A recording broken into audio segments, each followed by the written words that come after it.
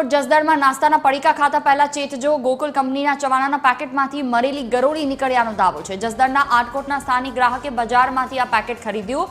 Packet ખોલતા જ અંદરથી મરેલી ગરોળી નીકળતા પરિવારજનો ધ્રુજી ઉઠ્યા।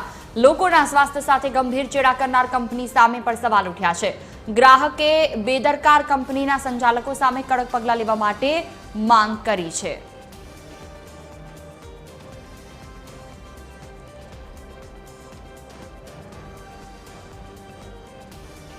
વધુ વાતચીત કરવા માટે સંવાદદાતા યોગેશ ફોન લાઈન પર જોડાયા છે અમારી સાથે। જી યોગેશ, જે આ મરેલી ગરોળી નીકળવાની ઘટના છે, હાલ આ બાબતને લઈને ગ્રાહક વિભાગમાં કોઈ પ્રકારે ફરિયાદ કરવામાં આવી કે કેમ?